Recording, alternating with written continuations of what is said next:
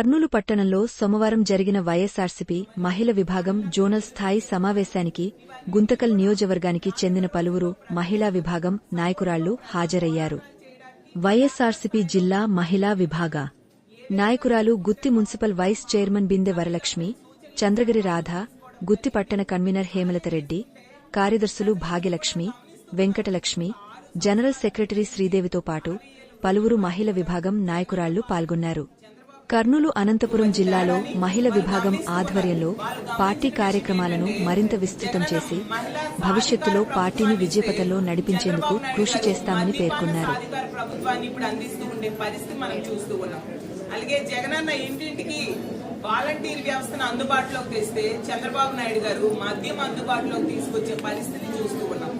అలాగే జగనన్న ఊరు వాడా కూడా నాడు నేడు ద్వారా స్కూల్స్ అలాగే హాస్పిటల్స్ అభివృద్ధికి పెద్దపీట వేస్తే చంద్రబాబు నాయుడు గారు ఊరు వాడ కూడా మద్యం షాప్స్, బెల్ షాప్స్ డెవలప్ అవడానికి పెద్దపీట వేసే పరిస్థితి మనం అందరం చూసాం. అలాగే జగనన్న 17 మెడికల్ కాలేజీలని ఈ రాష్ట్రానికి తీసుకొస్తే చంద్రబాబు నాయుడు గారు ఆ 17 మెడికల్ కాలేజీని ప్రైవేటైజేషన్ చేయడానికి ఈ రోజు పూనుకునే పరిస్థితిని మనం చూస్తూ ఉన్నాం. అసలు జగనన్న తొలి ఏడాదిలో నవరత్నాల ద్వారా 42,000 కోట్ల రూపాయలు ప్రజలకు ఇస్తే తొలి ఏడాదిలో ఒక్క పథకం కూడా సక్రమంగా అమలు చేయలేదు. సరికదా 81,000 కోట్లు ప్రజలకి బాకీ పడ్డ పరిస్థితులు కూడా ఈ రోజు ఈ రాష్ట్రంలో ప్రజలు గమనిస్తూ ఉండే పరిస్థితి మనం చూస్తూ ఉన్నాం.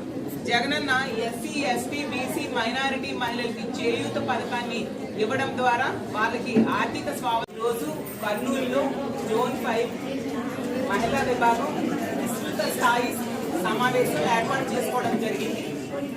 ఈ మధ్యనే మా మహిళా విభాగానికి వర్కింగ్ ప్రెసిడెంట్ గా ఎస్వి విజయ మనోహరి గారిని అనౌన్స్ చేయడం జరిగింది. ఆవిడ ఆధ్వర్యంలో ఈ 5 జోన్లకి సంబంధించిన బాధ్యతలు ఆవిడకి అప్పచెప్పారు. ఈ 5 జిల్లాలకు సంబంధించిన జోన్ 5 బాధ్యతలు విజయ మనోహరి గారికి అప్పచెప్పడం జరిగింది. ఈ జోన్ లో ఉన్న 5 జిల్లాలకు చెందిన మహిళా అధ్యక్షులు, అలాగే రాష్ట్ర కమిటీలో సభ్యులు, నియోజకవర్గ మహిళా అధ్యక్షులు, మహిళా కమిటీలో ఉన్న సభ్యులు, వాళ్ళతో పాటు ప్రజాప్రతినిధులైన మా ఎమ్మెల్సీ తోటి ఎమ్మెల్సీ అయిన కల్పలతారెడ్డి గారు, మాజీ ఎమ్మెల్యే గారైన శ్రీదేవమ్మ గారు, అలాగే డిప్యూటీ మేయర్లు, కార్పొరేటర్స్, జడ్పీటీసీ మెంబర్స్, మా వైఎస్ఆర్ కాంగ్రెస్ పార్టీ మహిళా నాయకులందరూ కూడా ఈ జోన్ 5కి చెందిన వాళ్ళందరూ కూడా ఈ సమావేశానికి హాజరవడం జరిగింది. అందరూ కూడా ఎంతో ఉత్సాహంతో మళ్ళీ జగనన్నని ముఖ్యమంత్రిగా చేసుకోవడం కోసం కృషి చేయడానికి తీర్మానం చేసుకోవడం జరిగింది. ఎందుకంటే చంద్రబాబు నాయుడు గారు ముఖ్యమంత్రిగా ఈ కూటమి పాలనలో 15 నెలలు గడిచేయి. 15 నెలల్లో ప్రజా కంటక పాలన, ముఖ్యంగా మహిళా వ్యతిరేక పాలన చూసి ఉన్నారు. ప్రజలందరూ విసిగిపోయి ఉన్నారు. అసలు ఈ రాష్ట్ర చరిత్రలో కేవలం 15 నెలల్లో ఎంత ప్రజా వ్యతిరేకతను మూటగట్టుకున్న ప్రభుత్వాన్ని గతంలో ఎప్పుడూ చూడలేదు. అది ఈ కూటమి పాలనలో మనం చూస్తూ ఉన్నాము. ఎన్నికల టైంలో తీసుకుంటే జగన్మోహన్ రెడ్డి గారు గత 5 ఏళ్ళు ఇచ్చిన సంక్షేమ పథకాల కంటే ఎక్కువ ఇస్తానని చెప్పి, ఎక్కువ ప్రజలకు మేలు చేస్తానని చెప్పి చంద్రబాబు నాయుడు గారు నమ్మబలికి ఓట్లు వేయించుకున్నారు. 3 సార్లు గతంలో ముఖ్యమంత్రిగా చేశాను, ఇచ్చిన హామీలు ఏవి నెరవేర్చలేదు. ఈసారి ముఖ్యమంత్రి అయ్యాక ఖచ్చితంగా అన్ని హామీలు నెరవేర్చుతానని చంద్రబాబు నాయుడు గారు చెప్పడం జరిగింది.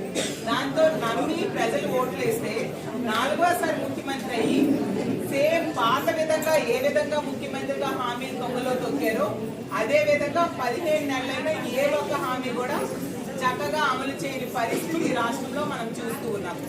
మహిళలకు మోసం చేశారు, నిరుద్యోగులకు మోసం చేశారు, రైతులకు మోసం చేశారు. అన్ని వర్గాల ప్రజలకు కూడా ఈ రోజు మోసం చేయడం వలన ఉద్యోగులు, నిరుద్యోగులు, మహిళలు, రైతులు, కార్మికులు, కర్షకులు అందరూ కూడా ఈ రోజు బాధపడుతూ ఉండే పరిస్థితి. ఈ కూటమికి ఓట్లేసిన వాళ్ళు ఎందుకు ఇలాంటి వాళ్ళకి ఓట్లేసామా అని ఈ రోజు కన్నీరు కారుస్తూ ఉండే పరిస్థితి. మహిళలు అయితే మరీ ముఖ్యంగా